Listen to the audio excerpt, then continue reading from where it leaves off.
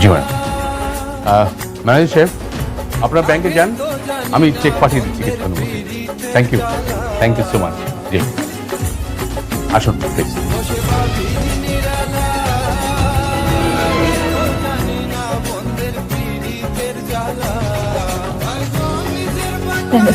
Madam, সত্যি অনেক শান্তি লাগতেছে জানেন তো।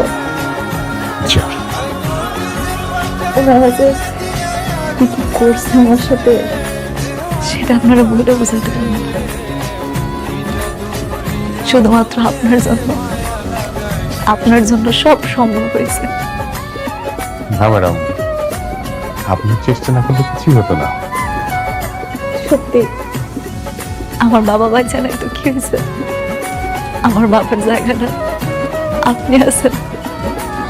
আপনি আমরা সব সময় সব জায়গায় কি সুন্দর করে সাপোর্ট করেন, পাশে থাকেন। আপনি আমার বাবা। ম্যাডাম কি করতেছেন ম্যাডাম? ম্যাডাম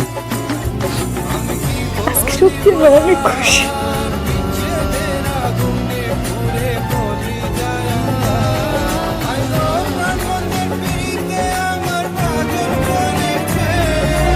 অনেক আমাকে মাফ করে দাও, আমি ঠকিয়েছি তোমাকে, প্রতারণা করেছি তোমার সাথে।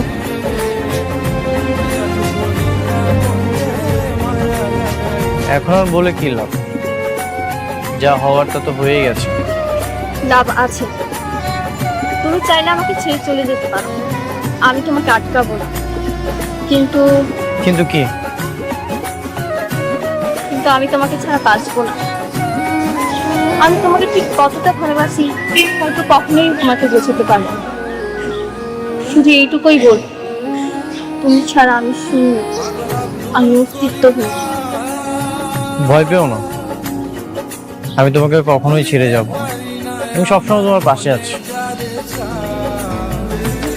হ্যাঁ, এখন কষ্ট হচ্ছে, কিন্তু আস্তে আস্তে সবকিছু ঠিক হয়ে যাবে। মানুষের কোনো দুঃখই চিরস্থায়ী না। জানো, আমার মন বলছে আমি মা হতে পারবো।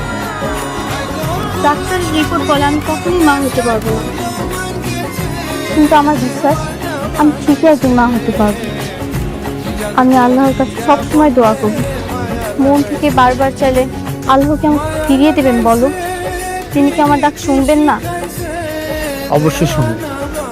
আমি আজকে রাতে গরিবদের কিছু খাবার দিতে চাই, যারা রাস্তায় না খেয়ে কষ্টে ঘুরে বেড়ায়, তাদের একবেলা খাওয়াতে চাই। তুমি কি আমার সঙ্গে যাবে? ঠিক আছে, যত দ্রুত সম্ভব অফিসটা শেষ করে আমি তোমার সাথে যাবো।